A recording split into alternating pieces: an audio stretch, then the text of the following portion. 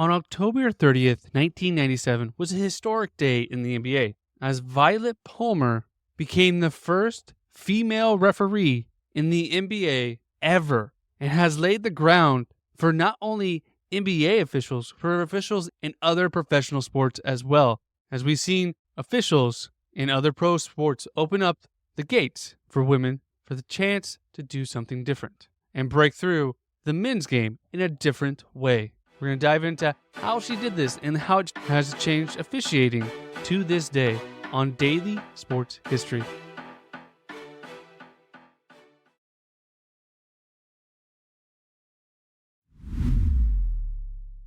Welcome to Daily Sports History. I'm Ethan Reese, your guide to a rapid deep dive into sports history every day. And today's trivia question to listen out for is, who is the other female that made her debut in the NBA in that same year along Violet?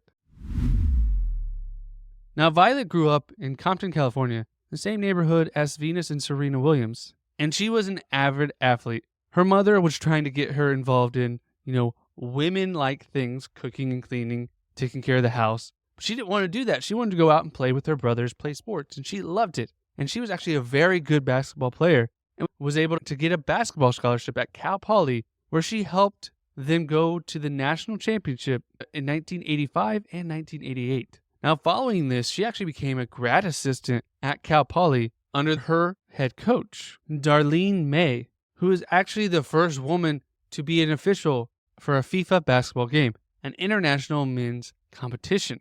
And while she was a grad assistant, her coach, Darlene, said, "You know what? You're helping us out as a coach. Would you like to try, being a head coach yourself?" And Violet actually did go on to coach a women's high school basketball team, which was a challenge for her. She loved the basketball part, but there was so much in interpersonal relationships that took a lot out of her.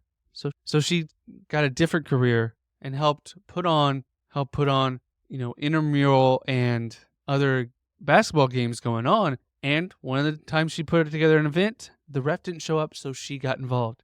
And this is how she got involved in reffing, being an official. And she slowly worked her way up. She enjoyed it. She enjoyed the aspects of being a part of the game. And so she made her way to high school and then made her way to college. And shortly after reffing in the Division II NCAA tournament, she got a call from the NBA, who was actually looking for great talented officials to join their ranks.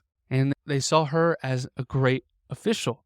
And they had a school and everything, a training for them to come to. And it was during the summer. She could do it in between seasons. And she thought it was a great opportunity just to learn. If I ever get the chance to be in the NBA, great. If not, that's okay. And there is a very big difference in pay. As a Division I referee today, it gets about $1,000 to $2,000 per game. Whereas an NBA official makes around $7,000 to $10,000 a game.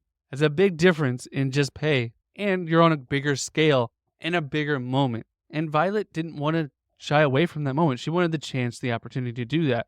So she went through the training, and she wasn't the only one going through this training, as Dee Kettner was also going through this training, as she was doing similar things to Violet, being a ref in the NCAA. And that same year, she and Violet both got contracts to ref in the WNBA. And she would continue to be ref, and she would continue with the NBA till 2002 and would become the NBA Director of Referees and become the WNBA Director of the Referees. But October 30th, 1987, Violet got her first assignment to coach in the NBA in a game. Now, prior to this, she had an assignment in the Women's Final Four, the WNBA, the NBA Summer League, and this was by far the biggest stage she had ever been on. And the following day, on October 31st, she coached her very first NBA game with the Vancouver Grizzlies facing off against the Dallas Mavericks in British Columbia, Canada. Now, there were mixed feelings, and she got mixed reviews, but as she says, all that stuff didn't matter, and she herself was feeling imposter syndrome and was in shock about everything going on until that ball flew up in the air for the jump ball. And once that happened, everything just fell into place. She officiated her game, and the players played their game, and if you weren't paying attention, you wouldn't even know there was a female on the court, which is exactly what she wanted. That's what officials should do. You shouldn't realize the official is there. And she would go on to ref 919 NBA games before retiring in 2016 due to a knee injury. And in 2014, she would actually come out as the first openly gay referee in the NBA, breaking down even more walls. In 2014, she would become the first female to ref an All-Star game in any of the 4 major United States sports. And despite retiring, she's still working behind the scenes as a coordinator for different college basketball conferences. Now, in a previous episode, we actually covered the very first female umpire in Major League Baseball, but to this day, but she only made it to the minor leagues. There's still not been a major league umpire, although Jen Powell has been placed on the MLB call-up list as she is an umpire in AAA baseball, and that was just done this year. So look out. Soon we may have an umpire in the Major League Baseball. And in 2015, the NFL hired their first full-time NFL official in Sarah Thomas, who's gone on to become the first official for a playoff game and the Super Bowl. And in 2001, Katie Gurray became the first women official in the National Hockey League. So it's taken some time for the other professional sports leagues in America to adopt female referees, but it is a great moment. And Violet says herself that it's about once that ball goes in the air. And as an official, people are going to hate you whether you're black, white, female, or male. Everyone hates the ref. And it's actually that hate for just being a ref that feels good. You feel like you're doing what you're supposed to do because you're going to be hated by a ref no matter what. But she says she actually gained more respect. Players would apologize for getting fouls or getting technical or being mouthy, where they wouldn't do that to other refs.